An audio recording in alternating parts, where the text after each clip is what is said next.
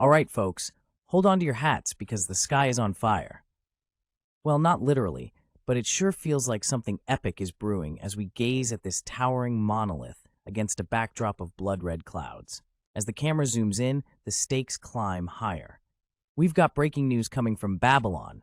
Some serious action is about to unfold. Enter the Black Dragon Guild, ready to strut their stuff.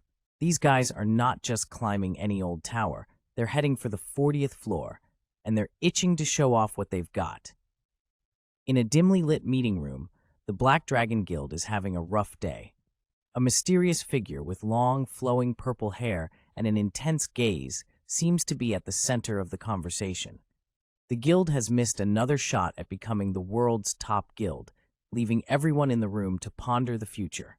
The whispers and murmurs continue as it's revealed that the Black Dragon Guild has once again returned with empty hands from their quest to become the world's first-class guild.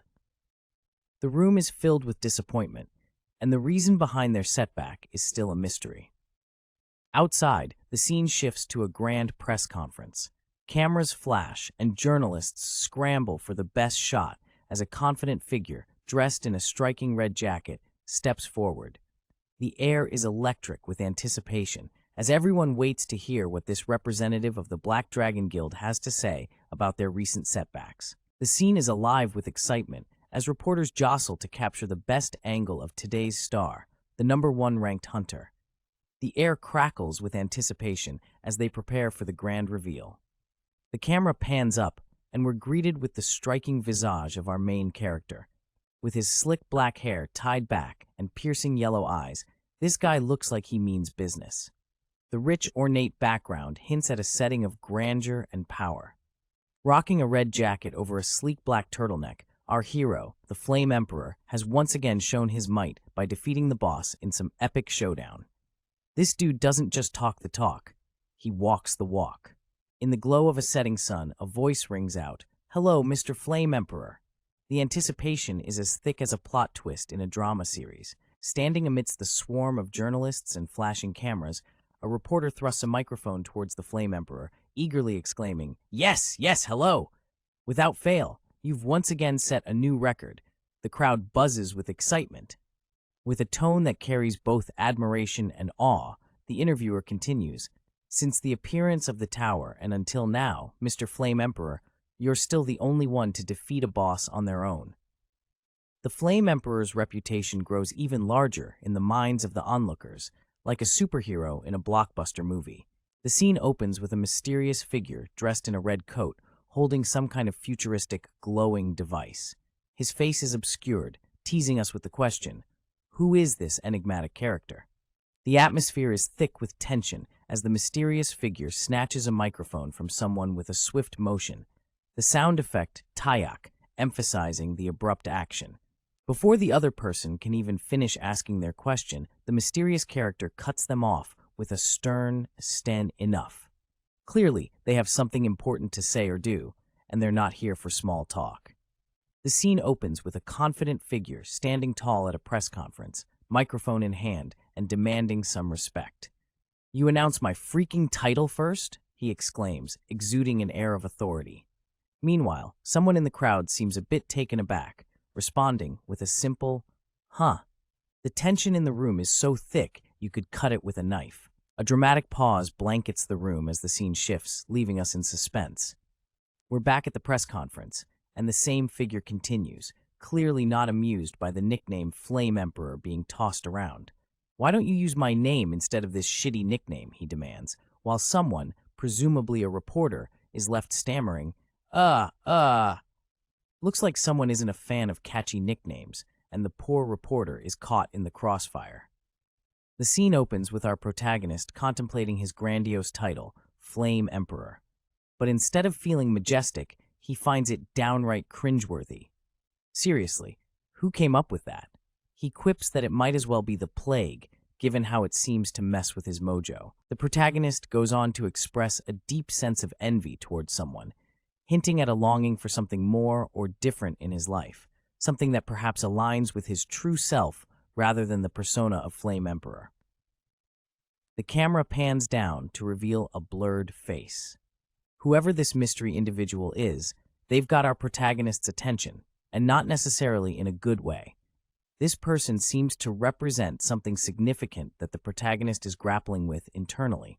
In a dimly lit room, our protagonist sits on his bed, surrounded by an impressive collection of ramen cups and cluttered desk items. He looks deep in thought, holding his phone like it's the key to his next move.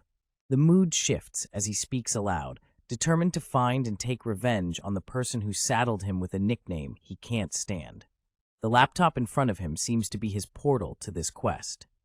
A moment of reflection hits as he apologizes, perhaps to himself, for feeling the need to retaliate. The thought of someone being free to say whatever they want stirs something within him. The scene opens with an enigmatic vibe, almost like an air of suspense hanging around. Something big is about to go down. You can just feel it. Suddenly, a smartphone screen lights up. It's a social media app called HunterNet, and the headline screams, "Did you guys see Flame Emperor's interview? He's acting hot-headed again. Oh boy, sounds like someone's got a fiery temper." Comments start pouring in. The whole world is watching. He should watch his mouth. It's clear the Flame Emperor is a hot topic, and not in the good way. Everyone's got something to say about his latest outburst. The scene pops open with a mysterious trio in focus. We've got one with a cat head, and another sporting a bubbly blonde mask. They're chatting about someone pretty epic, this legendary level hunter who's making waves at the tower. The cat-headed dude is all like, "Nah, nothing wrong with his personality. He's a legend," and it's clear they're kind of in awe. Then, bam, another voice chimes in with a bold statement. "I want to be like Flame Emperor too." But hold up, someone else isn't buying it. The hell? Are you a Flame Emperor fan? You seriously protecting him for this? Ah, drama. Flame Emperor's got some serious fan club debates going on. Meanwhile, the conversation shifts a bit. Cathead's defending the Flame Emperor, saying that everyone already knows what he's like, yet broadcasting companies still allow it. All the while, the mysterious figure in the background stays silent, adding that extra layer of mystery to this intriguing chat. Someone expresses their aspiration to become like the Flame Emperor, pondering over the saint's ability to handle his difficult personality, questioning if that's why she is revered as the saint. A gossip bomb drops as someone is shocked to learn that the saint is allegedly dating the Flame Emperor. Another person backs up the claim with a friend's sighting of the two together, sparking even more intrigue about this power couple. A trio of characters, each sporting unique masks and outfits, echo the sentiment of wanting to be like the Flame Emperor. Their expressions show a mix of admiration and mystery, adding to the enigmatic aura surrounding the Flame Emperor's persona. Under the spotlight of a serious chat, one character questions, "What are you talking about?" "Saints, my friend," and she said it's not true. Clearly, there's some drama brewing, but the real kicker is when the other character quietly admits, "I want to be like Flame Emperor too." Ambitions are flying higher than a kite at this point. A blank moment follows, as if the world is holding its breath after that bold declaration.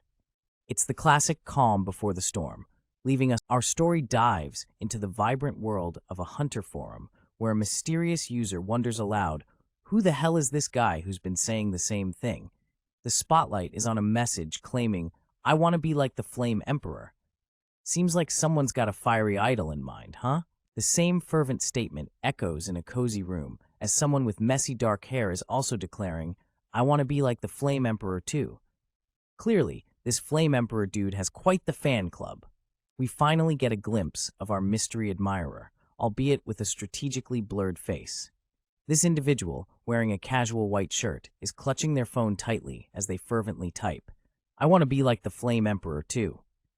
Looks like this person's got some serious aspirations.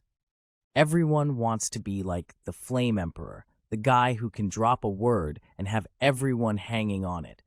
I mean, who wouldn't want that kind of attention, right? And then there's the fact that he's loaded. Yeah, jealousy is a thing when you hear about all those assets he's got. But wait, there's more.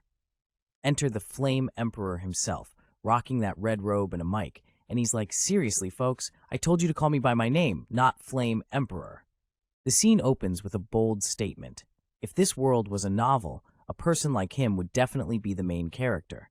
It's like the universe itself is setting us up for an epic showdown.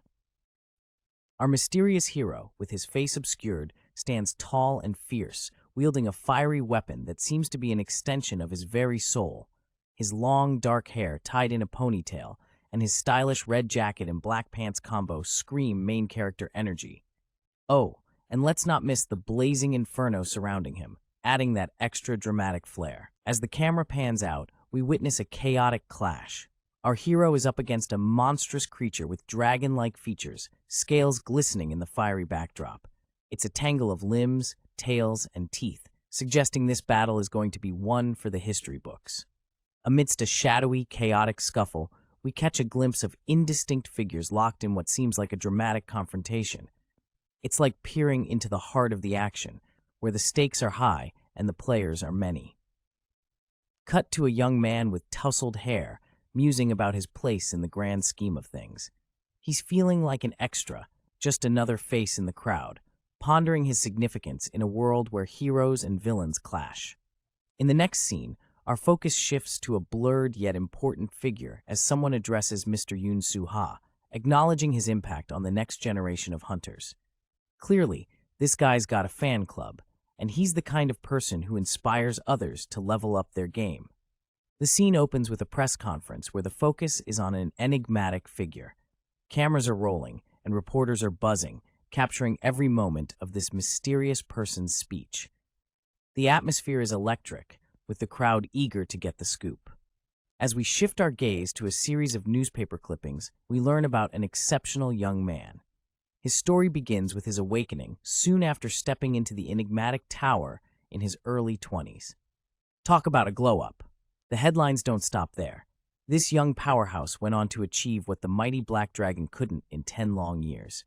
Yep, he managed to take down a boss monster in less than a month. Now, that's what I call making waves. Our story kicks off with a hunter who isn't your average legend chaser. This one literally writes them. Imagine scribbling down tales that others only dream of living. An enthusiastic interviewer jumps into the scene, mic in hand, urging our legendary hunter to spill the beans on the secret to success, hoping for some epic wisdom. The hunter, sporting a sleek long ponytail and a bold red jacket, lets out a deep sigh in response to the question, leaving us all guessing what's going on in that head of theirs.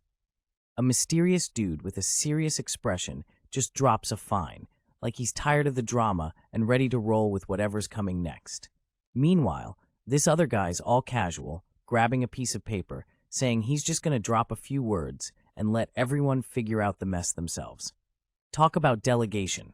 Then, we've got a blurred-faced character delivering some deep wisdom about success being inevitable for those who are meant to achieve it.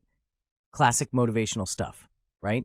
A mysterious figure stands under the spotlight, wearing a sharp red jacket. The microphone is ready to catch his every word, hinting at a serious conversation about to unfold. The air is thick with anticipation, as if the next words could change everything. Our next character steps into the spotlight, his eyes full of intensity and determination. He's not here to play games. With sweat trickling down his face, he warns, but don't get in my way even if you succeed. His words are as sharp as a knife, cutting through the tension in the room. Just when you think the drama can't get any thicker, there's a close-up of a sly grin from a shadowy figure, sporting some flashy earrings. That smile says it all. There's more to this story, and someone's got plans of their own. The air is tense as someone ominously declares, "Or I'll kill you." The threat hangs heavy in the room, setting the stage for what promises to be an intense confrontation. As the scene shifts, we witness a dramatic exit under a picturesque sky. The mysterious figure, now identified as the Flame Emperor, strides away, his long hair trailing behind him like the tail of a comet. The crowd is stunned, their phones raised in awe as they capture the moment. Flame Emperor? They stammer, unable to believe their eyes. It's like spotting a celebrity in the wild, only this one's got a reputation that's as fiery as his name. Echoing through the room is a voice, almost like a call to arms, Flame Emperor. But there's more to this than just a name. Somewhere, someone demands, "What did you mean by that?" Clearly something's cooking, and it's not just in the kitchen. The camera pans down to reveal our protagonist, chilling on a comfy bed, eyes glued to a screen. With a casual flame emperor echoing from the device, it seems like he's watching some intense drama unfold. The vibe? All about that action. Just as things are heating up, the voice from the device declares, "We will now end the broadcast." Talk about a cliffhanger. Whatever was happening, it's leaving our guy and us craving for more. The scene opens with a mysterious figure speaking directly to the viewers, their hand resting on a desk, suggesting an important announcement or revelation is about to be made. The focus shifts as the mysterious figure's hand moves purposefully across the surface, perhaps signaling the gravity of the situation. Suddenly, we find ourselves in a small, cluttered kitchen. Empty instant noodle cups are stacked haphazardly on top of a fridge. Amidst this chaos, a disheveled figure sits hunched over, seemingly lost in thought or despair. This person is clearly having a day, or maybe a lifetime, where things haven't gone as planned. Picture this: a quiet room, a figure kneeling on the floor, and silence thick enough to cut with a knife. Our protagonist is deep in thought, the kind of thinking that can only be done on knees, an introspective moment, perhaps reflecting on a decision or a revelation. The silence breaks not with words, but with an expression. Our main guy here, sporting a wild look of disbelief and shock, eyes wide and glistening with tears. His face says it all. Whatever just happened has hit him like a ton of bricks. He finally voices his inner turmoil, clutching a tablet. He grumbles, "I'm so mad." Like, on a scale from 1 to Hulk, he's definitely smashing some furniture in his mind. Whatever's on that screen has clearly stirred up some serious feels. In a modest room filled with newspaper clippings, we find our protagonist, a young man with messy black hair and a white shirt, deep in thought. With a hint of frustration, he wonders aloud, is it okay to just ignore people when you become that great? Clearly, he's wrestling with some heavy thoughts, feeling like a fly on the wall in the presence of greatness. As he kneels on the floor, surrounded by a mess of papers and what looks like yesterday's takeout, he reflects further. It was the reporter who was being ignored, but it felt like I was. Our guy is having a major existential crisis, feeling like he's fading into the wallpaper. His hands reach out, almost as if trying to grasp the impossible. If I just had one decent skill like the Flame Emperor, he muses, staring at the newspaper clippings. It's clear his yearning for some epic power-up, dreaming of leveling up his life to a whole new realm of awesomeness. Picture a cramped, messy studio filled with dirty dishes and empty bottles. Our protagonist, cloaked in a cape of frustration, mutters to himself, "Then I wouldn't need to live in this damned studio." It's the classic tale of him stuck, and I know it, as he looks around at his surroundings, clearly not living his best life. Shifting the scene, we see an array of empty bottles and cans, the aftermath of a solitary party. Our guy, with tousled hair and a sharp red collar, passes by a couple of blurred faces in a hallway. He continues his internal gripe, and I wouldn't be looked down on for being the lowest F class, as if he's walking through a gallery of judgmental whispers. Zooming into his spiraling thoughts, he hits the core of his woes, hunter without a single skill. The page echoes his despair with a dramatic, comic-styled ugh. It's a moment where you can almost hear his dreams deflating like a sad balloon. As the scene unfolds, we find a pair of hands dramatically reaching forward with conviction. The thought echoes loudly in the air. I want to become just like the Flame Emperor. Ambition is clearly burning as fiercely as the supposed Emperor's flames. Suddenly, a voice bursts out with intense emotion. "I'm so jealous!" Someone is feeling the heat of envy, possibly sparked by the same fiery aspirations. Meet our passionate protagonist, a young man with shaggy dark hair and a fierce determination burning in his eyes. He's clenching his fists, possibly pounding on a surface, as he shouts out his heartfelt desire to succeed with his own skills too. You can almost feel the fire in his spirit. As the intensity of his declaration hangs in the air, the scene suddenly shifts to a stark white space, leaving us with the word OR floating in a speech bubble. It's as if the universe is about to present him with an alternative path or a crucial decision. In the dimly lit room, a window lets in just enough light to illuminate the countless newspaper clippings pinned on the walls. Our protagonist gazes longingly at an article featuring the Flame Emperor, dreaming aloud. How great would it be if the Flame Emperor's skill was mine? Clearly, This guy's ambitions are hotter than a jalapeno pepper. Cut to a dramatic shot of our mysterious character, face down on the floor, hands sprawled out as if he's about to launch himself into a superhero landing. His dark hair and casual white shirt give off that just rolled out of bed but ready to conquer the world vibe. Whatever he's planning, it's bound to be epic. A splash of blue sweeps across the page as if signaling a turning point or perhaps the beginning of something big. It's like the universe just hit the fast-forward button, leaving us on the edge of our seats. In the dimly lit room, sunlight streams through the window, casting shadows on walls adorned with numerous articles and photos. The atmosphere is tense, as if the room holds secrets waiting to be uncovered. Kneeling amidst a fortress of books, our young protagonist is lost in thought, his focus sharpened on the wall full of clippings. What's all this detective work about? Seems like he's piecing together a puzzle only he can see. Out of nowhere, something snaps him out of his trance. With a surprised "huh?" he turns his head, confusion etching across his face. What caught his attention? Only time will tell. As the air fills with an aura of mystery, we hear an exclamation. This is. What could it be? The suspense is real, folks. From the back, we see a young man with stylishly messy hair, dressed in a casual white shirt. He stands facing a brightly lit wall, as if he's about to uncover the secrets of the universe. Or maybe just a really intense jigsaw puzzle. The blurred face seems to hold the key to this mystery. Picture this, a classic scene we've all come across on the internet, a clip being played yet again. It's the sort of content that racks up views faster than you can say viral, and the viewer seems to be reminiscing about seeing it 1,000 times before. In the video, a young woman with flowing hair and a vibrant yellow top is captured in motion. It looks like she's having a blast, maybe dancing, with the warm glow of sunlight streaming through the windows, adding a touch of magic to the moment. The video has already gathered quite a following, judging by the likes and comments below. As the scene unfolds, a mysterious card shimmers into view, almost like it's whispering secrets. The protagonist's mind races with possibilities as they ask, could it be? The air is thick with anticipation as the revelation hits. It's a skill card. The kind of card legends talk about, the kind that can change destinies. Just when you think it can't get any more intense, bam! A message appears, talking about an unsightly envy that's yet to be found in history. What could it mean?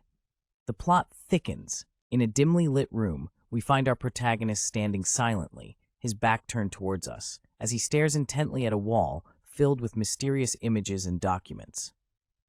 There is an aura of mystery hanging in the air as a glowing object above him seems to be the focal point of his attention. Just when things couldn't get any more cryptic, our hero is interrupted by a digital notification. With a puzzled expression, he utters a confused accused, "Huh?"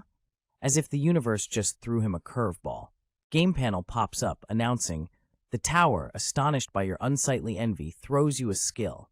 Our protagonist, even more bewildered, exclaims another "huh?" as if this unexpected turn of events is too much to handle. The atmosphere feels like an escape room challenge.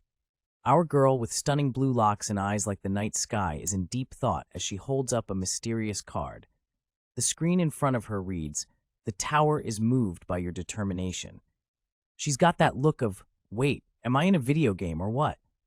Then we have our guy, with the kind of short brown hair and animated face you'd expect from someone who just heard the best joke ever.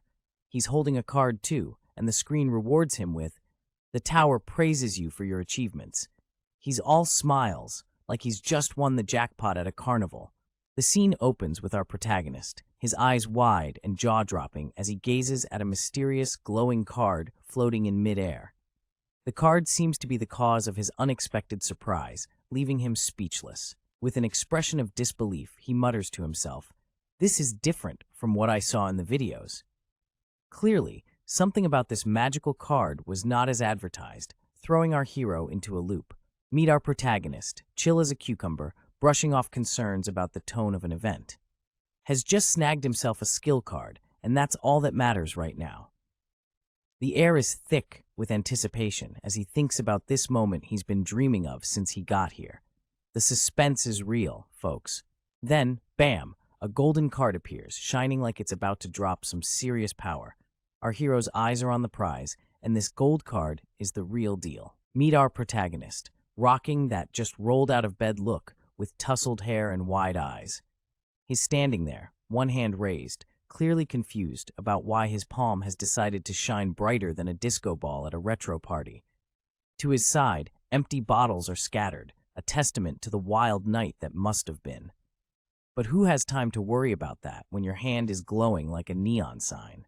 The glow intensifies, and our hero's hand is now fully engulfed in a mystical light, as if he just grabbed the sun. The energy pulses through his fingers, leaving us on the edge of our seats, wondering what on earth is happening. Whatever this power is, it's definitely not something you stumble upon during a regular Monday morning. Things escalate quickly as the mysterious energy wraps around his arm, almost like a fashion statement gone wrong, or maybe terribly right. The air sizzles with power, making it clear that this is not your typical morning coffee perk-up. What adventures await our newly empowered protagonist? Only time will tell. Boom! We're hit with the big news, an S-rank skill, the kind of power that can turn the tide of any battle, and it's coming into play here. The air is practically crackling with excitement and disbelief. As if on cue, a bright blue light bursts forth, adding a sci-fi vibe to the scene. This can only mean one thing, the generation of a skill card. You can almost hear the digital whirring as something epic is about to be born. Shimmering lights cascade down from a vibrant blue sky, illuminating a futuristic platform. It's like the universe is dropping a hint of something epic about to unfold. The scene shifts to a detailed description of a skill with a rather dramatic name. I want to become like you. This S+ ranked ability kicks in when you're 6 feet under, letting you swipe a skill from whoever did you in. But here's the kicker. You can't nab a skill from someone who's already sent you packing before. Talk about a high-stakes gamble. In the vast emptiness of space, a mysterious star twinkles, and with it a voice echoes. You can copy one of the skills of someone. Our focus shifts to a young man with intense brown eyes. The voice continues ominously, "Who kills you and make it yours." Well, that's not your average Tuesday. Just when you think it can't get any more intriguing, the voice adds a suspenseful fourth. However, and leaves us hanging, a mysterious figure with a blurred face and tousled black hair appears under a spotlight, surrounded by a mystical aura. It's like this person is about to drop a bombshell revelation. As the scene shifts, we focus on an illuminated hand with golden particles dancing around it. There's a sense of magic, or perhaps a powerful secret, waiting to be unveiled. What's going on here? Just when you're on the edge of your seat, a shocking message drops in bold letters. However, you die. Talk about a plot twist. This just got real intense, folks. Here we have our main dude, looking like he's been knee-deep in conspiracy theories. Has chilling, or maybe stressing in his room that's got more papers on the wall than a newspaper archive. With a glowing folder in hand, he's trying to piece together something big. The vibe screams detective mode, minus the trench coat. As we zoom out, there's a blur of light, almost dreamlike, and then bam, we're hit with the million-dollar question. What kind of skill is this? Clearly, something epic just got uncovered, and imagine the city as a colossal beast, its concrete veins pulsing with the life of countless dreamers and schemers. Each building stands proud and tall, casting long shadows over the streets below.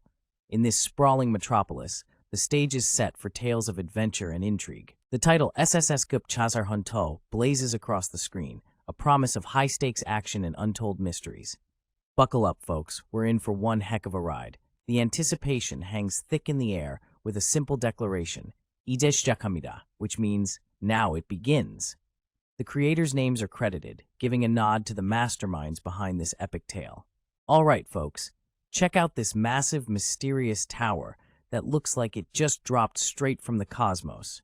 It's casting a shadow longer than my last relationship and seems to be made of some sort of glowy red material. Pretty sure it's not just here for the views.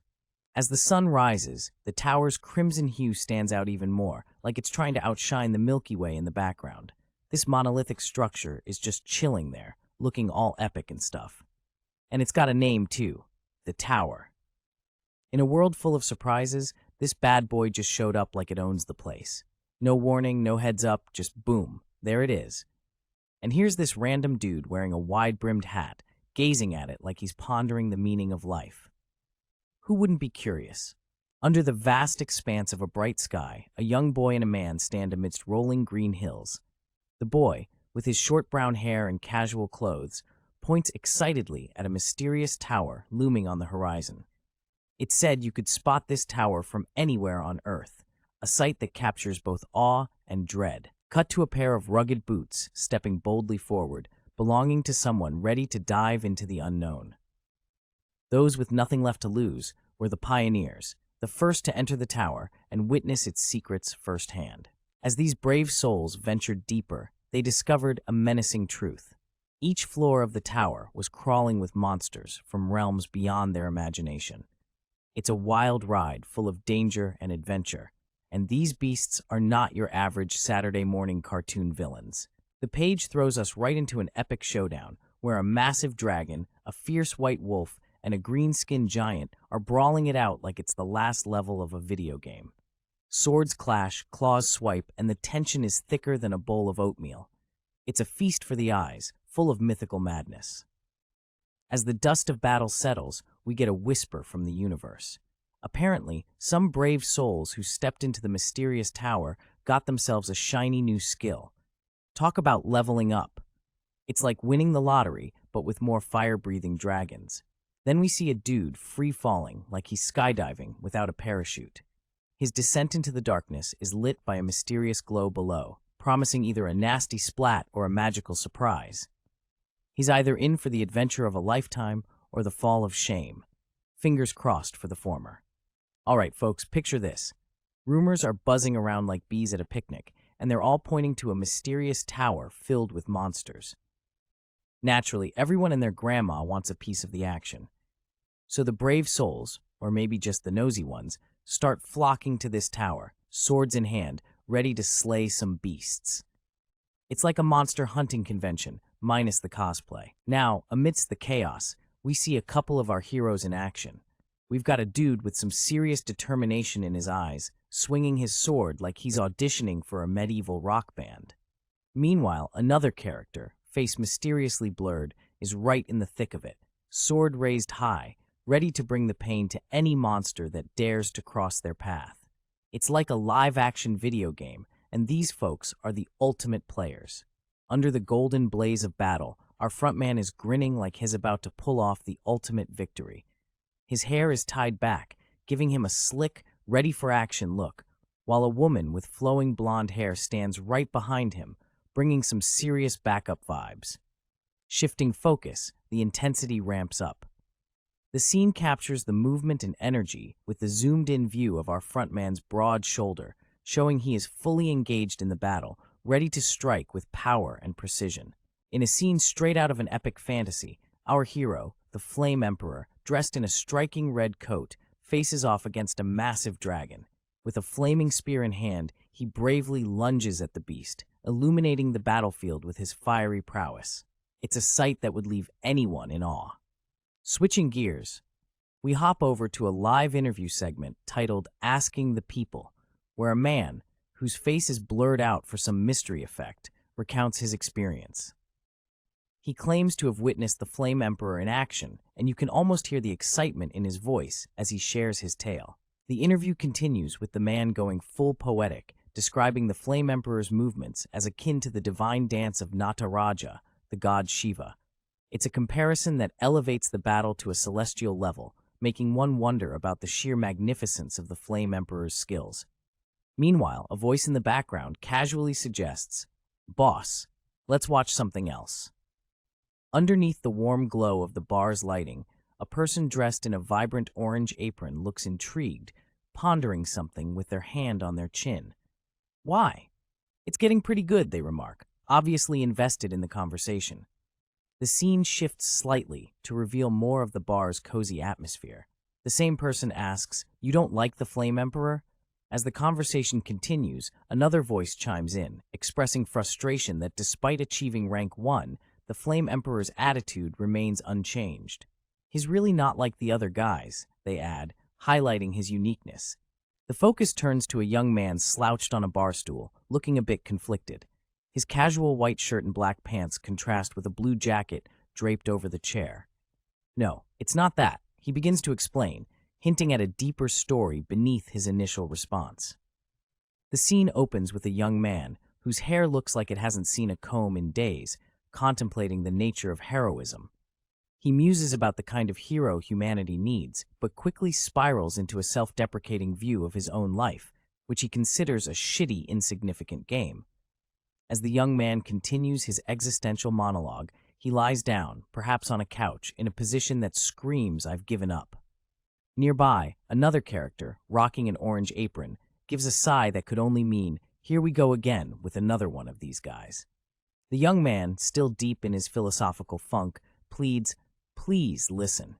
His eyes, partially hidden by his shaggy hair, suggest he's about to spill some deep truths, or at least his version of them, to the apron-wearing individual who seems to have heard it all before.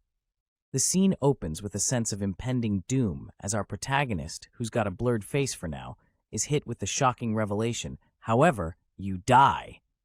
It's like rolling the dice and landing on the most unfortunate square. As the tension builds, we hear his inner thoughts. He rolled an S+ skill yesterday, which sounds like hitting the jackpot, but there's a deadly catch. If he uses that skill, it's game over for him. Talk about a high-risk, high-reward scenario. Now, we see our main guy clearly panicking. He's got wild, tousled hair and a casual white shirt, and he's sweating bullets. He admits, "I didn't even report it to the Hunters Association." Cuke. Looks like he's in quite the pickle, trying to figure out his next move without raising alarms. "I'd feel shittier if I had to say that was my skill." "Weh!" exclaims a character, clearly not impressed with something he's been accused of or had to admit. "Throw up outside," comes the immediate and stern response from another character who seems to have had enough of the dramatics and potential mess. The scene suddenly shifts, leaving us with an empty space, hinting that something might be brewing in the background. Standing in the glow of a vibrant cityscape, our mysterious hero gazes at the hunter rankings. Flame Emperor, Black Dragon, and Viper are at the top today. Seems like the competition is fierce out there. His steps echo on the gritty streets, but suddenly, it's like someone turned the volume way up on his headache. He mutters, "Yuck, my head," like he's just bitten into a sour lemon. Clutching his head with a grimace that could scare a ghost, our hero lets out a scream that echoes through the alley. "Kiak!" Whatever's going on in his noggin, it's not a jazz concert. The scene opens with a young man, looking quite startled, holding his hand up to his face as if he's just seen a ghost. The intensity in his eyes screams, "What on earth just happened?" Meanwhile, on the city streets, another character, known as the Flame Emperor, seems to be caught up in some unexpected drama. A woman is urgently asking him to move, her tone indicating a sudden turn of events. Nearby, two other characters are having a standoff. One of them, a guy in a red jacket, seems to be challenging a white-haired woman who looks unfazed. The man in the purple jacket, who's observing from the sidelines, can't help but make a sarcastic comment about someone's acting skills. A mysterious figure with a slick ponytail and a red jacket is caught in the act, questioning the innocence of someone unseen. The vibe is tense, like when your mom finds out you didn't actually clean your room. Enter Miss Saint, a lady with hair that could make a shampoo commercial jealous, sporting a chic off-shoulder top. She's called out mysteriously, adding a touch of intrigue to the scene. The stakes skyrocket as a hand appears, holding a vial like it's offering a twisted gift. The revelation hits like a plot twist in a Netflix series. "I poisoned the drink you just had." Miss Saint is left speechless, and honestly, who wouldn't be? Basilisk's stomach acid. It's what someone was planning to slip into our protagonist's meal. Lucky for them, they've got a handy skill that kept them out of a sticky, or rather, acidic situation. Imagine the heartburn from that. Meanwhile, down a shadowy alley, we find ourselves amidst a dramatic showdown. A woman with hair as white as freshly fallen snow is standing face to face with a tall, dark-haired dude with a ponytail that could rival a horse's. Tensions are higher than a kite, and just as things are about to get real, something whizzes through the air towards them. The scene erupts with an explosion of energy as a crystalline object shatters, echoing the plea of someone trying to explain a misunderstanding. Their voice is tinged with desperation, claiming they only wanted to clear the tower as a team. In the next moment, tension crackles in the air as we see two figures locked in an intense face-off. The dark-haired man, sporting a sharp red suit and a menacing grin, looms over a silver-haired individual whose expression is a cocktail of defiance and fear. In this intense moment, our mysterious lady with flowing silver hair and a frilly, off-shoulder white dress seems to be in the middle of a heated conversation. She admits, "That's what I thought too, but I was wrong," leaving us wondering what assumptions she had and how they were shattered. She's trying to explain herself, urging, "Please, let's just talk. I can explain this." Our guy, who seems to be caught off guard, is sporting a classic "wait what" expression. With tousled dark hair and a sharp blue jacket, he is visibly sweating as he murmurs, "What? Weren't they dating? Is it not true?" Confusion reigns as he's left pondering. What kind of couple talks like that? Just when you think things couldn't get more awkward, the silver-haired lady's notion of talk takes a swift turn. Literally. With a quick movement, she seems to redefine professional talk with a surprise move, leaving us on the edge of our seats, wondering what her next move will be. All right, folks, it's about to get real. Our mysterious character is laying down the law. It's a conversation where survival is on the line, and they're calling the shots. Cut to our anxious friend, who looks like they've just seen their GPA drop. They're nervously holding a hand to their mouth, sweating bullets, and you can almost hear the gulp. Enter stage left, a third character with dazzling white hair. The blurred face adds a whole describe. Who are they vibe? They're told to just nod to answer questions, which screams interrogation, or maybe just a really intense game of 20 questions. I have a lie detection skill. Don't try to lie to me. If you answer all my questions, I might give you the antidote. Answer, who told you to kill me? Is it the witch from Black Dragon? In a room filled with tension, we see a mysterious figure with flowing white hair and a chic, off-shoulder white blouse. They're caught in a tight grip by someone with red sleeves. The text below hints at their impressive achievement of rank 1, yet their demeanor remains the same. It's clear they're not your average Joe. The scene shifts slightly, but the grip remains firm. Our mysterious character, with their distinct white hair, seems unfazed despite the situation.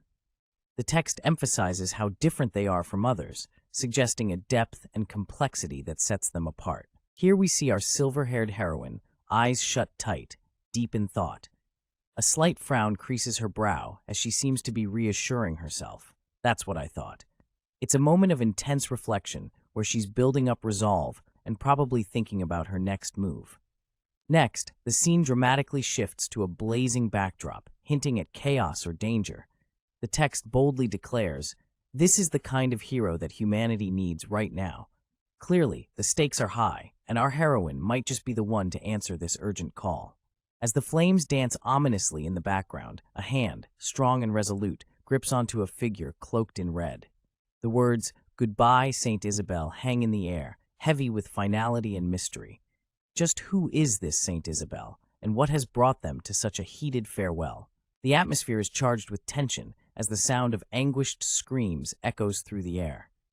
The fiery blaze continues to consume everything in its path, painting the scene with an intense, raw energy. It's like a live-action movie, only with more drama and less popcorn. Amidst the chaos, a determined figure stands tall, his long dark hair flowing like a warrior from an epic tale. Clad in a vibrant red coat and olive pants, this guy clearly means business. His expression is a mix of resolve and maybe a touch of swagger as he turns away from the inferno, leaving us all hanging on a cliffhanger of epic proportions. A chilling scream pierces the night, echoing off the brick walls of a dark alley. Our mysterious figure stands in the shadows, his back to us, seemingly startled by the sudden noise. The street is bathed in a sinister red light, heightening the tension. Suddenly, everything goes white. It's as if the world has paused for a moment, holding its breath in anticipation of what's to come. The silence is deafening. The scream lingers in the air, leaving an unnerving emptiness, as if the world itself is waiting for the next move. The air is thick with anticipation as a loud scream echoes, "Ah!" Our protagonist, or perhaps an unexpected ally, is caught off guard with a puzzled exclamation. Hero? The mystery deepens as the focus shifts away from the initial shock. The words, "that thing," hang in the air, teasing an imminent revelation. Emerging from the fiery abyss is a striking figure. Dressed in a sleek outfit with hair styled into a high ponytail, this enigmatic character stands defiantly amidst the flames. Their presence is as intense as the blaze surrounding them. The scene is lit, literally, with a fiery background setting the stage for some serious drama. Someone's been called a murderer, and you can almost feel the heat, not just from the flames, but from the intensity of the accusation. In a dimly lit alley, our guy is feeling the burn too, but in a different way. He's got a gag reflex in full swing, probably from the stress of being labeled a psychopath. As he stumbles, you can tell he's not handling this situation too well. The sneakers hit the pavement hard, breaking into a sprint because he's thinking, "I have to get out." It's a classic fight or flight, and he's definitely choosing flight, smashing through debris as he makes his hasty escape. The scene opens with a dramatic crash as shards of glass scatter through the air, glinting ominously. It's like the universe decided to throw a glitter party, but with dangerous consequences. Next, we see a close-up of a character's face, eyes wide open, capturing the pure shock and adrenaline of the moment. This isn't just any Tuesday for him. Something big is going down. In the third panel, a hand emerges against a deep red background. It's not clear whose hand it is, but the tension is palpable, as if this hand holds the key to the unfolding drama. The scene is lit, literally, as we find ourselves staring at an overwhelming blaze. Our protagonist, clearly taken by surprise, can only manage a bewildered hoe amidst the chaos. Flames engulf the surroundings, painting the scene in fiery oranges and reds. It's clear something big is about to go down. The plot thickens as we spot two characters in the middle of the fiery setting. One, with a confident smirk and a striking red jacket, stands with an aura of challenge, almost taunting the other. Meanwhile, our protagonist, with hair tousled and eyes wide, seems to be caught off guard, his expression a mix of shock and determination. The tension in the air is palpable. A close-up of our main guy, his face a cocktail of emotions, surprise, anger, and maybe a sprinkle of frown. I'm ready to throw down. He's got that classic white tee and blue jacket combo, looking like he's just stepped out of a fashion magazine shoot, if said shoot was set in a fiery showdown. The stakes are high, and our hero is gearing up for whatever comes next. The page opens up with a mysterious figure contemplating their past efforts in getting rid of rats from the area. But alas, there's still one left. The tone is set to be all intense and dramatic, like the final boss battle of a video game, with a dash of regret mixed in. In the next panel, we catch a glimpse of our mysterious character, cloaked in shadow and secrets, leaving us on the edge of our seats. Meanwhile, another character, a young man with sharp features and a worried expression, seems to have been caught off guard, lying on the ground as if he's just been through a tough ordeal. Finally, we zoom in on the young man's face as he looks up, his eyes wide with realization. The narrative hits us with a chilling line. Those are the eyes of a murderer. Cue dramatic music and gasps all around. This is definitely not a regular Tuesday for this guy. The scene opens with the sound of rapid footsteps echoing through the night, setting the stage for a high-stakes chase. The rooftop race intensifies as two figures, a person in a red jacket with flaming powers and another in a blue hoodie, sprint with determination. The fiery figure's hand blazes like a torch, illuminating the path ahead. An ominous thought bubbles up. Saint wasn't the first. Then how many has he killed until now? This question hangs in the air, adding a layer of mystery and dread to the unfolding events. Here we have our main dude, eyes wide like saucers, as he bolts forward with every ounce of energy he's got. Tens, hundreds, or even, he thinks, clearly bracing for something massive. In this white space, the tension builds as we see just a hint of his foot, emphasizing the speed and urgency of his sprint. It's like watching a superhero take off in a blink. With a loud "ah!" he takes a nosedive, crashing hard against a wall. It's as if his high-speed chase hit a sudden, painful halt. That brick wall won this round, folks. The scene opens with a close-up of a sneaker, the kind you'd wear when you're about to make a move. It's got a flashy green and white design, hinting at a character who's about to step into something interesting. We see a young guy, looking over his shoulder with sweat trickling down his face. He's got that uh-oh look, like he's just realized he's not alone.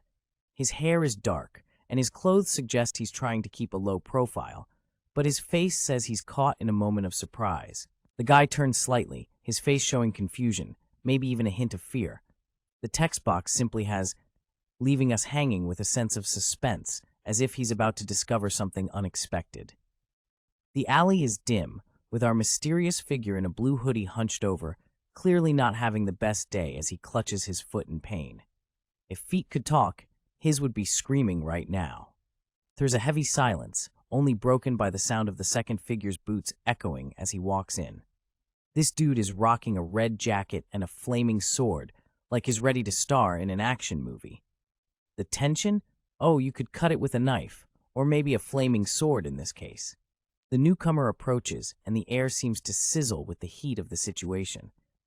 It's a classic alley showdown, folks, the kind you don't want to miss. The scene is tense, with a close-up of a character's face, their eyes wide with terror as they let out a loud AAA. The atmosphere is charged with fear and anticipation. As the sound of the scream continues, we catch a glimpse of the character stepping back, their voice echoing, "Ah!" a clear sign of distress. The focus shifts to a pair of intimidating boots making their way forward, each step echoing ominously, hinting at a looming danger. The scene opens with a young man on his knees in a dark alley, looking like he just got caught sneaking cookies before dinner. He's in a blue jacket, clearly not dressed for a showdown, and his face screams, "I bit off more than I can chew." He's pleading, "Please," like he's talking to a school principal after getting caught skipping class. The camera then pans to his stylish counterpart, the Flame Emperor. The dude's got a wardrobe that says, "I'm here to set things on fire," literally. The poor guy on the ground keeps stuttering, Please, Flame Emperor, please," like he's hoping the Emperor left his fiery wrath at home today. With a flick of his hair, the Flame Emperor, whose face is mysteriously blurred, calmly asks, "Hey, did you see?" It's like he's casually asking if someone caught the latest episode of his favorite TV show. The tension is thicker than a bowl of oatmeal, as the young man gulps, probably wishing he could magically teleport out of this nightmare. The atmosphere is tense and heavy, as our boy with the ruffled black hair and the world's most panicked expression declares he didn't see anything. Nope, nada, zilch. He's sweating bullets, looking like he just ran a marathon in a horror movie. Now cut to the cool, dark backdrop of the night, where a mysterious voice echoes, asking, "What did you not see?" Yeah, no pressure, right? Turns out, the voice belongs to a guy rocking a slick red jacket, holding a weapon that's literally on fire. Our panicked friend is still on the ground, probably wishing he had the invisibility cloak from Harry Potter. The mysterious figure is being addressed as Flame Emperor, and it seems there's a bit of a misunderstanding, or perhaps a deliberate act of ignorance, on the part of the other character, who is being accused of not seeing what they didn't want to see. Things get heated when the Flame Emperor grabs the other character by the throat, lifting them off the ground with remarkable strength. It's a classic caught in the act moment, where the attacker is almost convinced by the suspect's denial. The accused character is clearly in a tight spot, desperately trying to convince their captor that they won't breathe a word of whatever shady business is going down. But their shaky, pleading words suggest they're not in a position to make promises. The scene is set ablaze, quite literally, as our mysterious interrogator, rocking a sleek red jacket and a ponytail, stands amidst the flames. They issue a stern command. If you don't want to be saint, then talk. Clearly, they're not here for small talk. The interrogation heats up further as the questions fly. Which bastard sent you? Are you from Black Dragon too? Whoever this demon is, they mean serious business, and they're on a mission to uncover the truth behind the fiery chaos. This world was entranced by this guy. The laptop screen shows the enigmatic figure in a red jacket, adding to the mystery and intrigue surrounding this character's influence on the world. All right, folks, we have a dude with some serious skills here, pulling out the lie detector skill like it's no biggie. Our guy, with those sharp golden eyes and slick dark hair, is all business as he activates his ability. The scene shifts to a nervous fellow, sweating bullets and looking like he's seen a ghost. He's stammering, you said. You had it. If you use it, clearly, whatever this skill is, it's got him rattled. And there it is, the chokehold of truth. Our main guy isn't messing around as he grips the other dude who desperately insists, "You'll see, I'm nobody." But hey, we all know that's just code for "I've got secrets." The scene opens with a mysterious figure clad in a striking red coat. Though the face is obscured, the character's long, dark hair and intense presence suggest they are someone of significance, perhaps facing the heat of an intense confrontation. The atmosphere is charged, and you can almost feel the suspense hanging in the air. A voice questions, "What lie detecting skill?" suggesting disbelief or suspicion. It's like someone just dropped a bombshell, challenging the credibility or truthfulness of the person in question. The tone is sharp and cuts like a knife, leaving us wondering about the backstory of this interrogation. The narrative takes a curious turn as we see a collection of newspapers hinting at some past events or a crime that's caught media attention. The voice continues, "Then, you killed that person without any evidence?" The accusation is heavy, implying a serious crime committed without proof, leaving us on the edge of our seats, craving to know more about the circumstances surrounding this claim. In a dimly lit alley, our main dude, with his black hair and a stylish red jacket, is caught in a heated moment. He's got this surprised, almost panicky look on his face as he exclaims, "Just because they were a little suspicious?" Clearly, something's gone down, and he's trying to wrap his head around it. Things get more intense as we see a hand gripping the neck of another character who's wearing a casual white shirt under a blue jacket. The tension is palpable, like a rubber band stretched to its breaking point. Who's the aggressor here? Our red-jacketed friend or someone else? The mystery deepens. Suddenly, the guy in the red jacket, his face a blur of intensity, demands, "Hey, what kind of person do you think I am?" Oh snap! He's fired up, with an aura of power literally crackling around him. The question hangs in the air, heavy with implication. Is he misunderstood, or is there more to his story? A tense atmosphere grips the scene as a cloaked figure, with a hood casting shadows over their face, exclaims, "Quake," as if they've just dodged a bullet. The protagonist, trying to catch their breath, reflects on the gravity of their situation. Saint was really trying to kill me. It's clear that the stakes are sky high, and our hero is knee-deep in trouble. The camera pans down to reveal our protagonist, a young man with wild black hair and a blue jacket, nursing a wound and looking like has seen better days. With a grimace, he reveals, "If I don't kill her today, she poisons me tomorrow." His eyes dart up at an unseen figure, questioning the certainty of the words. How do you know that? It's a classic case of do or die, and he's caught in a nasty loop. In a dramatic twist, the focus shifts to another character, their presence commanding and enigmatic, though their face is obscured. With fiery energy crackling around them, they simply state, "I just know." It's the kind of cryptic assurance that could either be comforting or utterly terrifying, depending on which side of the fence you're on. In the midst of a tense moment, our mysterious man, rocking a sharp red jacket, declares with confidence, "I have a way." Who is this suave fellow, and what's his plan? The suspense is real, folks.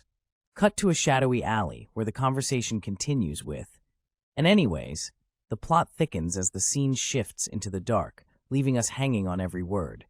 Things are getting hot and spicy, folks. Our main guy is in a bit of a pickle, or should I say fireball, as a mysterious hand sets his head ablaze. Yep, you heard that right, flames on the noggin.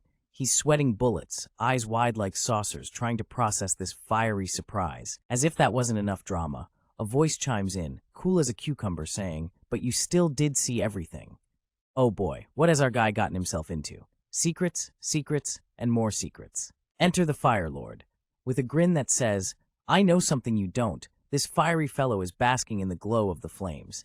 The backdrop of burning chaos seems like a normal Tuesday for him. Who is this guy, and what's his deal? Stay tuned as we unravel this blazing mystery. In the midst of a fiery backdrop, someone drops a chilling line, "So just die." The intensity is through the roof, and you can almost feel the heat.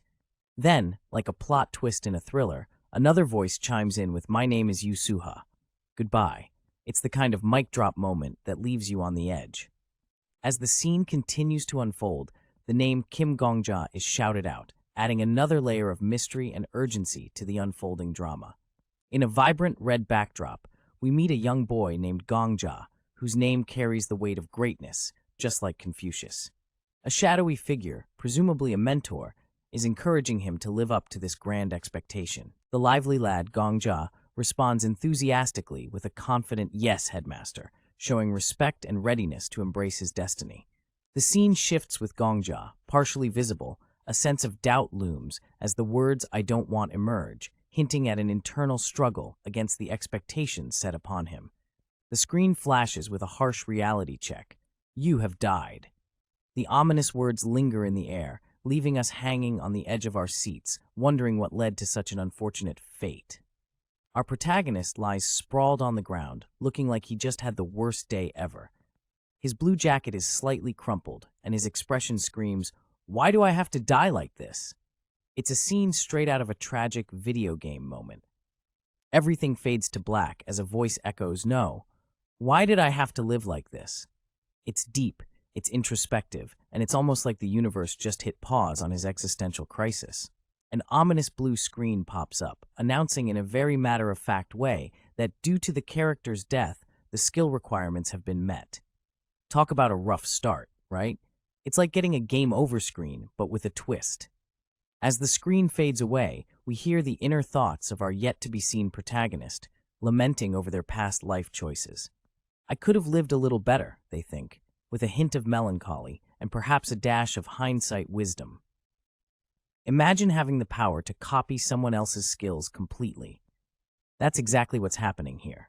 Hunter Yu Sua's skill is being duplicated, setting the stage for an epic confrontation. What could possibly go wrong, right?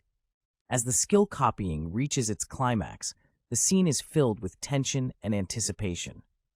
The sound of power being harnessed echoes through the space, hinting at the imminent reveal of this mysterious ability. In the vastness of space, cards of all kinds drift around, but one stands out. A skill card is being created. It's as if the universe itself is dealing out a hand, and our protagonist is right in the thick of it. As the cards shuffle in the cosmic deck, there's a moment of self-reflection. Our hero thinks, "I deserved a little better," as if to say, "Come on, universe, don't I get a break?" Then, in a dramatic turn of events, the realization hits him like a light bulb moment. He whispers, "Gold," with a glimmer of hope in his eyes, suggesting that maybe, just maybe, his luck is about to change. The scene opens up with a flurry of cards swirling around in the air, with an electrifying vibe to it. There's a mysterious prompt glowing, "Select a skill card," as if some cosmic game is in play. As the cards dance around, there's a sense of urgency. The text floats in with a whisper, "If I had another chance." It's like someone is on the brink of a pivotal decision, and the tension is thicker than a bowl of oatmeal. Then, a hand appears, reaching out into the luminous chaos of cards. The moment is filled with anticipation, like holding your breath before a roller coaster drop. The hand seems to belong to someone who is yearning for a fresh start, a do-over, a mulligan in the game of life. A mysterious hand reaches out towards floating cards, highlighted by the dramatic exclamation, "Just one more." The air is thick with anticipation, and maybe a sprinkle of desperation. As the hand grasps a glowing card, the light shines brightly, casting shadows and highlighting the seriousness of the moment. Something big is about to go down. The scene is set in a dark, mysterious environment where the words "selection complete" appear, hinting at some significant process that just wrapped up. It's as if the universe itself has made a choice, and the air is thick with anticipation. Suddenly, the atmosphere shifts as copying skill flashes across the screen. It's like some cosmic photocopier is at work, transferring abilities in a way that feels both magical and tech-savvy. The scene opens with a dramatic sound effect, setting a tense atmosphere. We catch a glimpse of a character's eye, wide open, suggesting surprise or alarm. The intensity ramps up as we see the same character's face from a different angle, eyes still wide, perhaps catching sight of something shocking. Cut to a screen displaying Babylon breaking news, hinting that something major has just occurred that demands everyone's attention. In a dimly lit room, an announcement echoes through the air. The Black Dragon Guild is all pumped up, ready to tackle Floor 40. They've got something to prove and are eager to show off the skills of the top guild. The room stays silent, filled with nothing but tension and anticipation. The anticipation fizzles out as the news breaks. The Black Dragon Guild didn't quite make it, They're back, but with nothing to show for it. Yet again, the floor remains uncleared, and the guild members are left with empty hands and probably some grumbling stomachs. Meet our hero, sporting that classic bedhead and a look of utter confusion. He's just woken up, and from the look on his face, he might be questioning his life choices, or maybe just what day it is. Still trying to piece together reality, our guy is on his bed, hands braced, mouth agape in disbelief, and probably thinking, what on earth just happened? His expression screams, I wasn't ready for this. Zoom in on those eyes, wide, alert, and a hint of panic. It's like he's seen a ghost, or maybe just remembered he left the stove on. The suspense is real, folks. All right, folks, we're diving into a world where the Flame Emperor is making waves again. This mysterious figure has solo cleared the boss, leaving everyone in awe. It's like this guy is on a one-man mission to conquer it all. As the news of the Flame Emperor's latest feat fills the air, we catch a glimpse of a young man, seated with an intense focus on his screen. His back is to us, but you can almost feel the curiosity. The scene opens with a mysterious question. What is this? It's the kind of moment that makes you scratch your head, wondering if you're about to embark on a wild ride, or if someone just left a cryptic note lying around. Next up, we see the bold title SSS Suicide Hunter, shining like a neon sign on a rainy night. Below it, the authors' names are mentioned, giving them the props they deserve for crafting this story. The final panel hints at the continuation, a classic Stay Tuned vibe but in Korean, leaving us hanging and eager for the next chapter. All right, folks, picture this. Our guy wakes up, eyes wide with confusion, like he's just had a wild night out and can't remember a thing. There's this light bulb floating above him, casting shadows, making everything extra spooky. He blurts out, "What happened?" Yeah, he's as lost as a sock in a laundromat. Now, we get a glimpse of our main dude, looking all serious and introspective. He's rocking a plain white shirt, a bit wrinkled, like he just rolled out of bed. The background's all blue and mysterious, adding to the whole vibe of, where am I? His eyes are set on something, maybe trying to piece together the puzzle of his missing memory. And then, a twist. He's looking around, eyes darting, sweat trickling down his face like he just realized he left the oven on. In a voice filled with disbelief, he asks, "When did I come back home?" Yeah, buddy, that's the million-dollar question. Walls plastered with papers, a sense of unease creeping in as he tries to make sense of it all. All right, so our guy is just chilling when suddenly he's hit by this intense post online. The topic? The Flame Emperor, who's apparently causing a stir once more. His reaction is a classic what the heck moment. More drama unfolds as someone on the screen starts ranting about the Flame Emperor. The tension is real, folks. Our mysterious online world is buzzing with excitement, and maybe a little fear. A passionate speaker takes the stage, microphone in hand, and ready to spit some truth. She's not having it with the Flame Emperor nickname and demands some respect with her real name. The vibe is intense, and you can almost feel the flames she's metaphorically throwing around. The scene opens with a mysterious figure whose face is obscured, holding a smartphone that casts an eerie glow. The room is plastered with newspaper clippings, hinting at a person deeply engrossed in some intriguing or perhaps ominous matters. The atmosphere is tense, as if something big is about to unfold. A thought bubble emerges in stark clarity. Why? This all happened yesterday. Our mysterious figure is clearly pondering over some intense events, possibly life-changing, that occurred just a day before. The suspense is palpable, leaving us itching to know more. Then, the scene shifts dramatically to a visage partially engulfed in shadows and fire. The person, whose face is partially visible, seems to be in the middle of a revelation, only managing to utter "I" before the page cuts off. The suspense is through the roof, like the build-up to a cliffhanger in your favorite show. The scene opens with an enigmatic character, sporting a wide grin that screams, "I know something you don't." This figure clutches a mysterious card that glows brighter than my phone screen in the middle of the night. They're caught in a moment of revelation, mid-sentence, leaving us hanging with a cryptic card. Just now, I definitely... Next, the card glows even more intensely, almost as if it's about to reveal its secrets or maybe explode. Who knows? The suspense is real, folks. Then we shift to a young man with a classic "I just saw a ghost" expression. He's holding his smartphone like it's a lifeline, reaching out with his other hand, probably thinking he's in some sort of magic show. His casual white shirt and tousled black hair add to his everyman vibe, making us wonder what just happened and how he's involved. Our hero stands in a sunlit room, his hand confidently raised as he commands, "Skill card. Open." Before him, two luminous cards materialize, casting a golden glow across the space, signaling something epic is about to go down. With a nonchalant flick of his hair and a smartphone in hand, our protagonist looks like he's about to post a selfie with the caption, "Just another day, saving the world." His back is to us, but you can almost hear the gears turning in his head as he considers his next move. Zooming in on one of the skill cards, we see the title, "I Want to Be You," and the rank S+.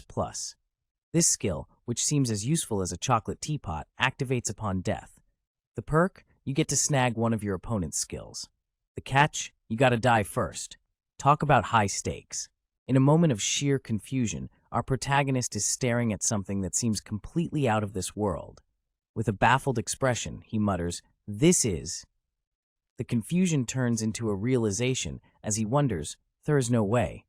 Did I copy the Flame Emperor's skill when I died?" Clearly, something has awakened inside him, and it's more than just his morning grumpiness. The golden artifact before him reveals itself as the Returner's Clockwork Watch, a game-changer of a gadget ranked EX. This nifty trinket activates upon death, rewinding time by 24 hours and letting him keep all his memories and skills. It's like hitting the cosmic undo button. But hey, with great power comes great responsibility, and as he levels up, those pesky penalties will come knocking. Our main guy is having a major, "wait, what?" moment. Turns out, he's been sent back in time, a whole 24 hours before his untimely demise. Yeah, you heard it right. He's got a second chance, and he's trying to wrap his head around it. He's not just back with a clean slate. Nope, he's got all his memories and abilities intact. Imagine having a redo button with all the cheat codes. His eyes are wide, and you can almost hear the gears turning in his head as he contemplates his next move. He reaches out towards a wall of digital articles, the word "return" prominently displayed. It's like he's just been handed a backstage pass to life, and he's ready to rock this second chance like a pro. Out of nowhere, our mysterious protagonist finds himself amidst a swirling mass of gears and mechanical wonders. With a digital glow illuminating his face, he exclaims, "This is the legendary hunter's power." Clearly, he's stumbled onto something huge, something game-changing, the kind of power that doesn't just land in your lap every day. The scene shifts to a silent, almost eerie space. Text boxes float against a stark background, unraveling a dark revelation. So that's why he killed the Saintess. And then, like a punchline that hits too hard, I just know. The plot thickens, folks. We've got a classic case of power, mystery, and a sprinkle of murder. The scene opens with a blurred yet charismatic figure, draped in a striking red robe, claiming, "I have a way of figuring things out." The air is thick with intrigue as this mysterious character exudes confidence. Suddenly, the suspense deepens. A dark, ominous circle of text reveals a sinister plot, because she actually would have poisoned him the day after.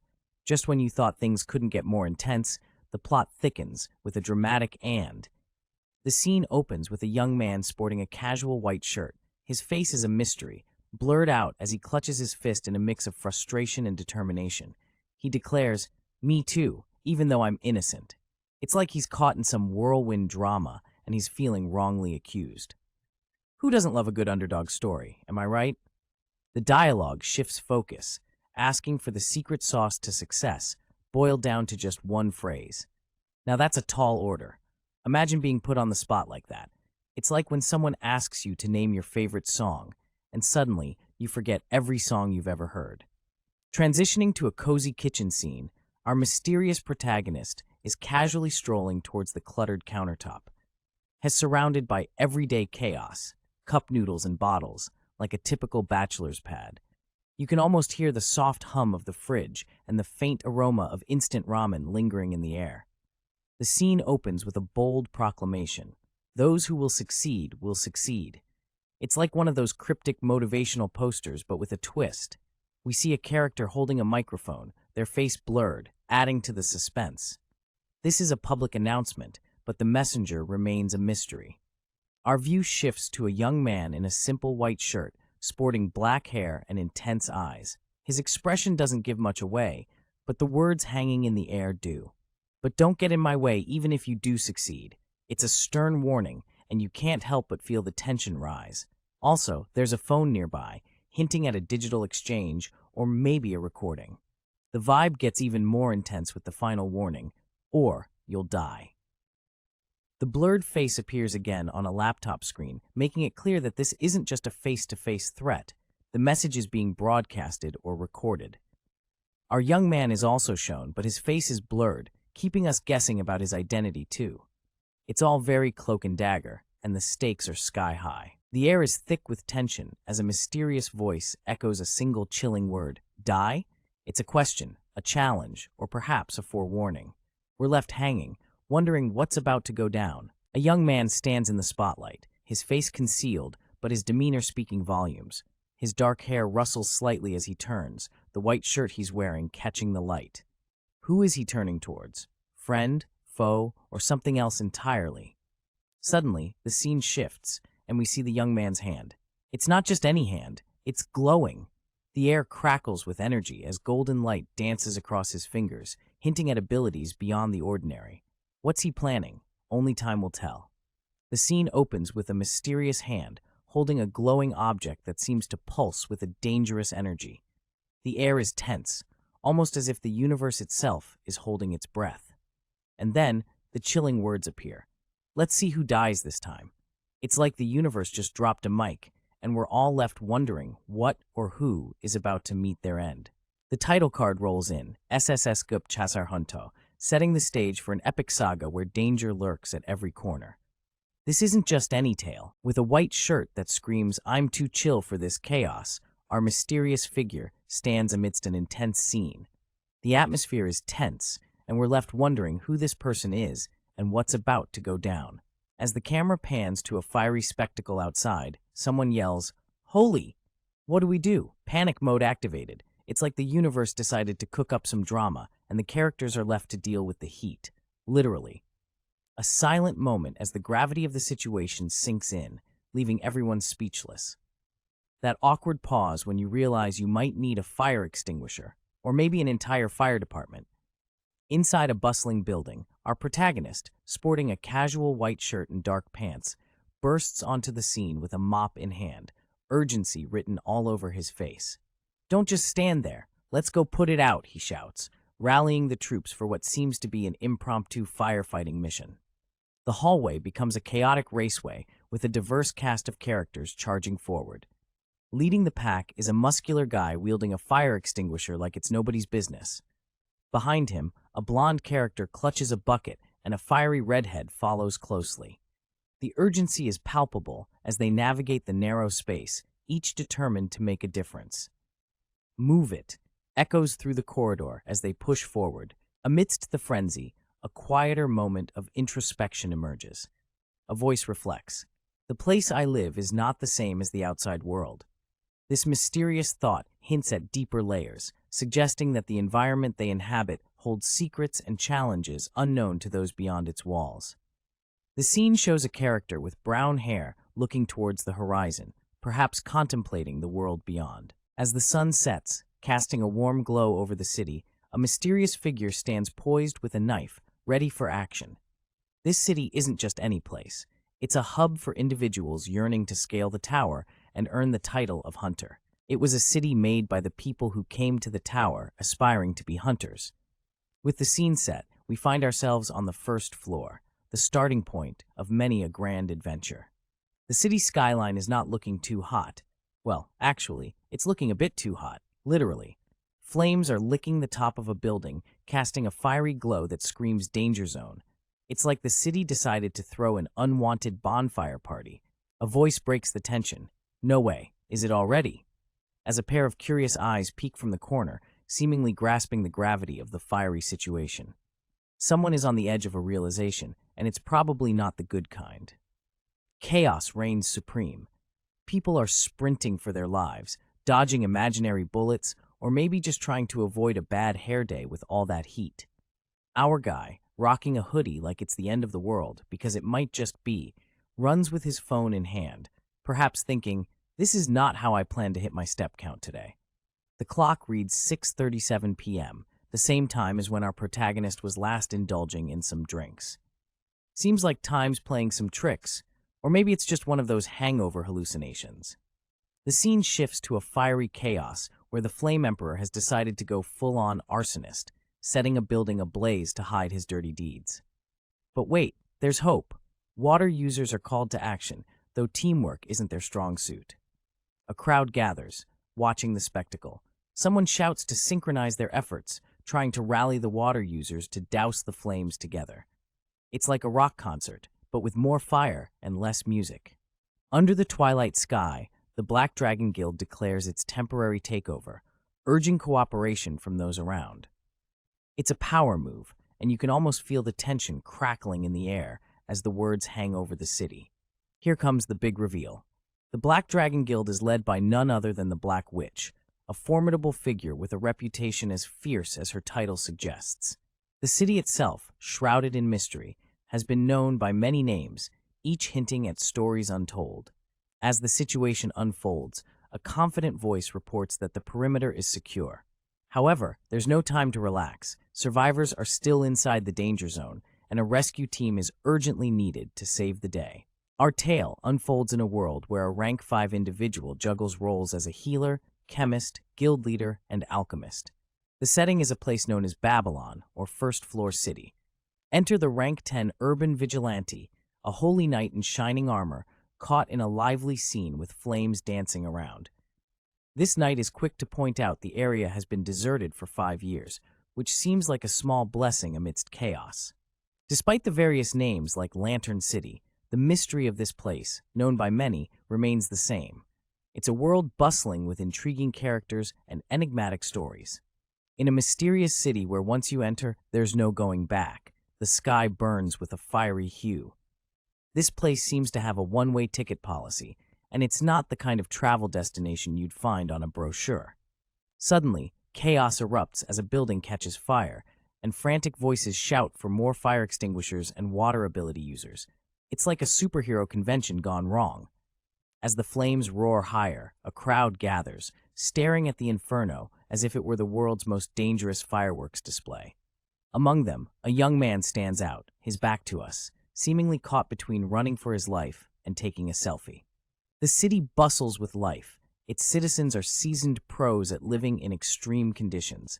You can almost feel the heat under their feet as they walk by, like they're about to break into a spontaneous street dance battle. A curious conversation kicks off with a dude questioning why Saintus, who's never late, hasn't shown up yet. It's like waiting for a friend who promised to bring the snacks to the party. Another voice chimes in, guessing she might be on a date, possibly with the Flame Emperor. Seems like the Flame Emperor might be bringing the heat in more ways than one, if you catch my drift. A scene is set with a stylish green-haired scientist in a lab coat and glasses, standing confidently with her arms crossed. Her long hair is braided, giving her a cool, intellectual vibe. Beside her is a knight-like character in shiny armor, holding a bright red fire extinguisher, looking slightly out of place amidst the urban backdrop. The air is thick with silent judgment as the scientist seems unimpressed by her armored companion. In an abrupt shift, the scene zooms in on the scientist's face, now blurred, as she bluntly states, "I don't like that man." Her disdain is palpable, and it adds an extra layer of intrigue to this unexpected duo's dynamic. Clearly, their relationship is as fiery as the extinguisher in the knight's grip. A character, whose features are partially obscured, is expressing some serious doubts with the classic line, "I have a bad feeling about him." You know when someone says that, drama's about to unfold, right? Switching gears, we have a group of people taking in something so jaw-dropping that it elicits a wow, damn reaction. This scene is all about the collective gasp moment, with various folks in the frame, including a gal with short brown hair and a dude in a sharp red jacket. Under the glowing twilight of the park, a mysterious figure with a blurred face, dressed in a striking red jacket, raises a curious question. Who's playing with fire without my permission? Clearly, this person means business and isn't one to be taken lightly. As the tension rises, the camera pans down to reveal someone striding purposefully through the park. Their boots, laced up and worn with confidence, suggest they're on a mission, perhaps to confront the mysterious figure. A young man with hair partially shadowing his eyes reacts to the commotion. His expression is a mix of surprise and determination, a silent acknowledgement that things are about to get serious. All right, folks, we have a mystery character here with their game face on, asking the million-dollar question, I could, but what do I gain from that? Dressed in a striking red jacket, they seem ready for action with that clenched fist. Next up, someone is throwing shade at a so-called psychopath who's apparently looking for a reward after starting a fire. The audacity, right? It's like asking for a medal after causing chaos. Now, a voice of reason chimes in, suggesting that our mysterious rank 1 might just earn some brownie points or kudos for doing a good deed. Because hey, even heroes need a pat on the back sometimes.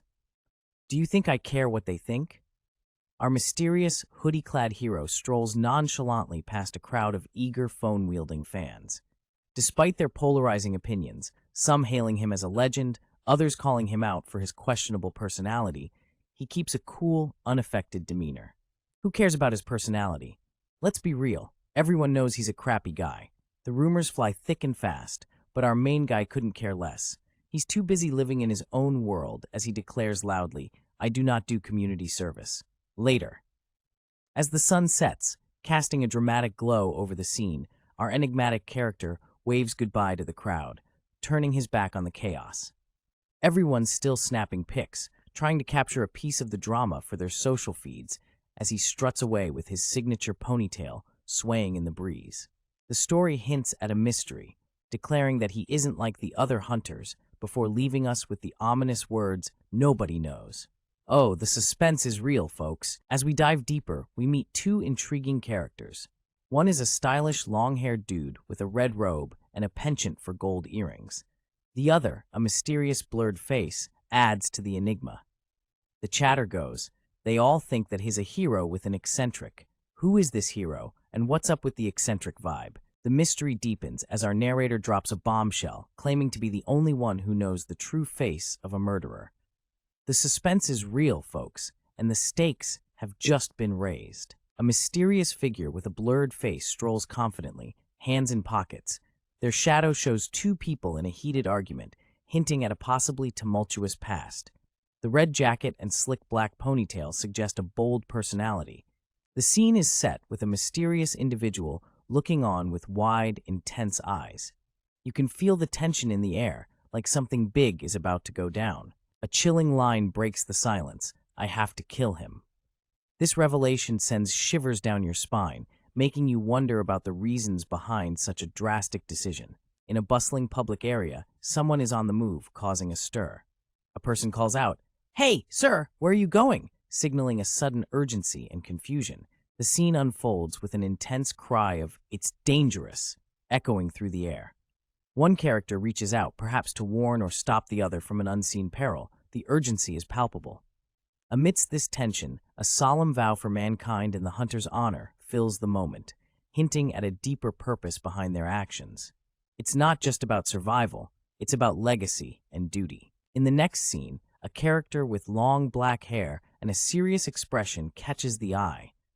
He's wearing a red jacket and seems to be taking notice of the hoodie-wearing character from earlier, who's holding something in his hand. There's a shadowy gathering in the background, adding a mysterious vibe to the situation. Hunters are those who hunt monsters. It's a simple definition, but packed with intensity. These folks are the real deal, the ones standing between us and the chaos beyond. With a dramatic flair, the page shifts to the foot of someone clearly ready to step into action. The atmosphere is intense, and you can almost hear the heartbeat of anticipation. As we get a closer look, a pair of stylish green and white sneakers comes into view.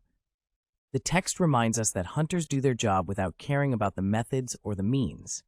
This is the kind of life where you do what you gotta do, no questions asked. With a sharp command, someone shouts, "Sir, get a hold of yourself."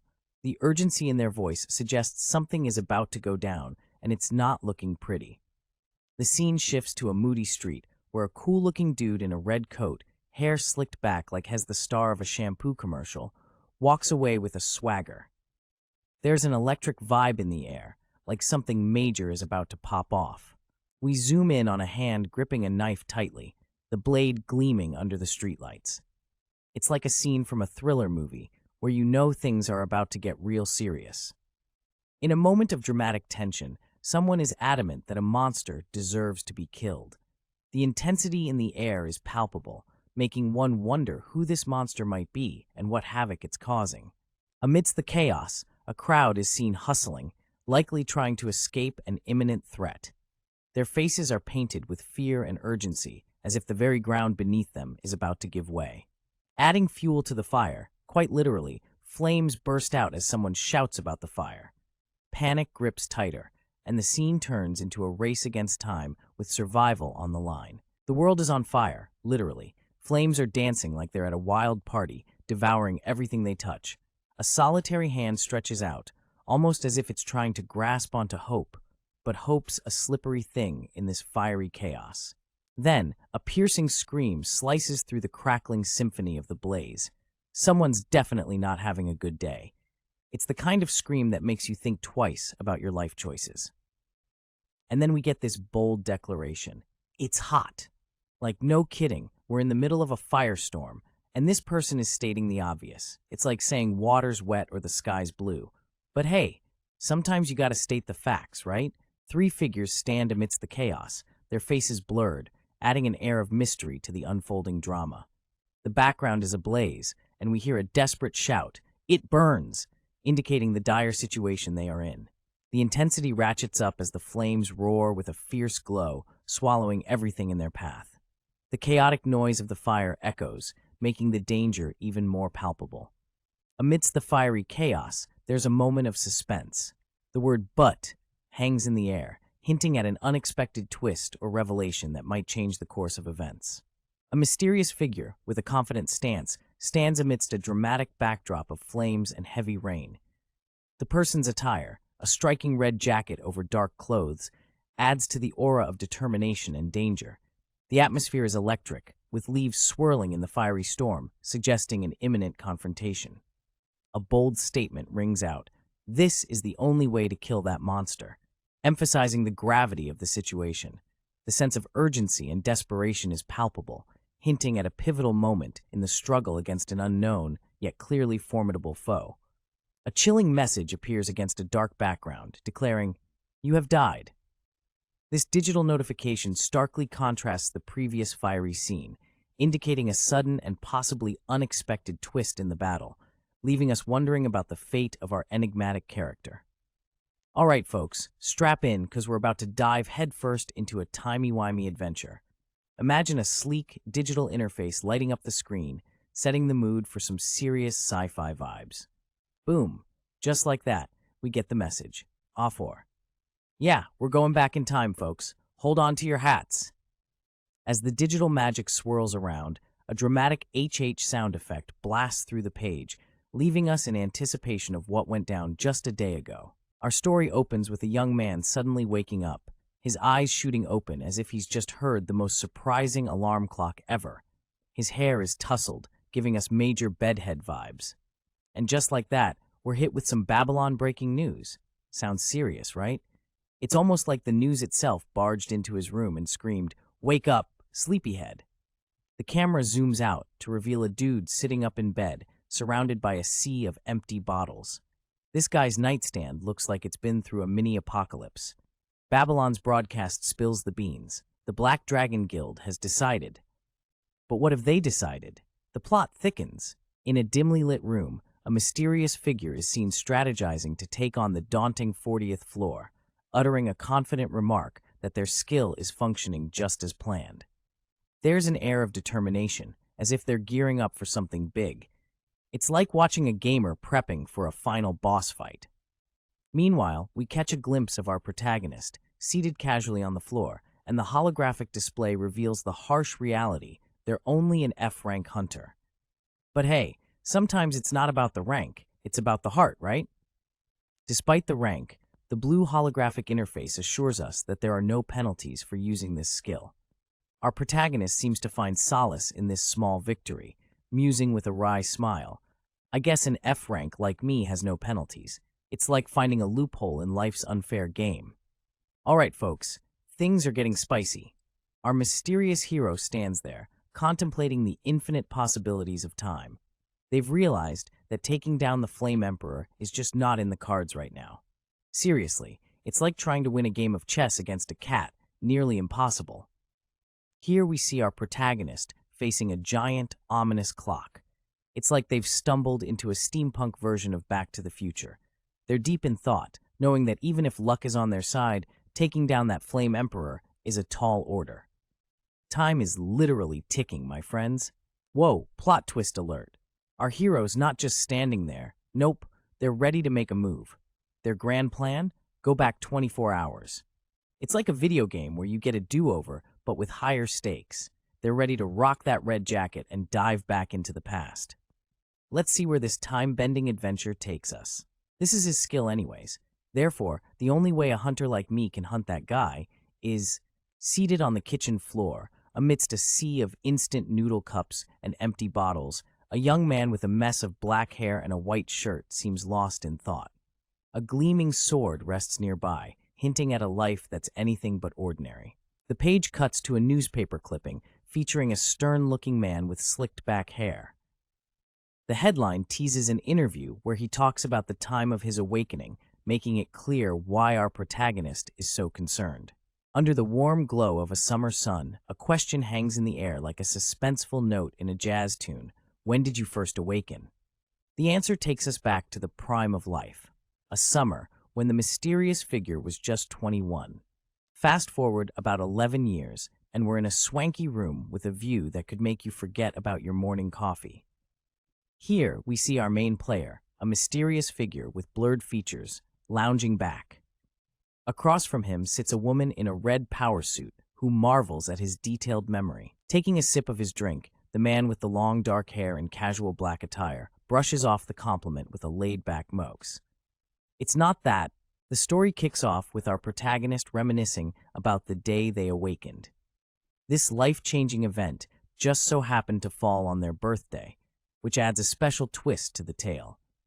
You know, like getting superpowers as a birthday gift. We then flash back to 11 years ago, June 7th, a day that seems like any other but is about to become legendary. Time travel enthusiasts, take note, we're talking about 4,050 days ago from today. Our protagonist, wielding what looks like an intriguing green-handled object, is about to embark on an unforgettable journey. The scene opens with our hero clutching a knife tightly, sweat dripping down his brow. His internal monologue reveals a daunting mission: to die 4,050 times. Yeah, you heard that right, folks. It's like he's in a twisted video game with the most painful respawn conditions ever. The intensity ramps up as the blade glimmers, and his thoughts echo his grim determination. He needs to take down a certain bastard before they awaken. Talk about setting your priorities straight.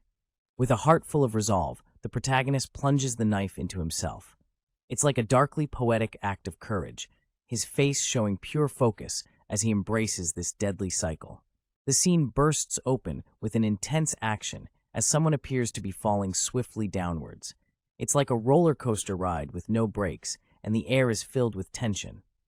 The fall continues, and things are getting real. It's as if the whole world is upside down, and everything's just a blur of speed and adrenaline. Whoever's falling is definitely in for a wild ride. Just when you think things can't get any more intense, the screen goes dark. And then, those chilling words appear: "You have died." It's a jaw-dropping moment that makes you wonder what just happened and who this poor soul is. The scene opens with a mysterious fade from black to white, setting a dramatic tone and leaving us on the edge, wondering what's about to unfold. A young man with shaggy black hair and wide, startled eyes is jolted awake. His face is a mix of confusion and fear, almost as if he's been pulled out of a nightmare and thrown. Our tale rewinds to 24 hours ago, where a young lad stands in a stark room, gripping a sword with a green handle.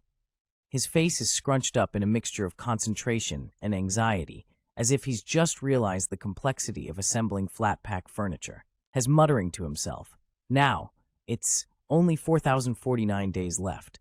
This dude is clearly on a countdown, and it's not for a vacation or a new season of his favorite show."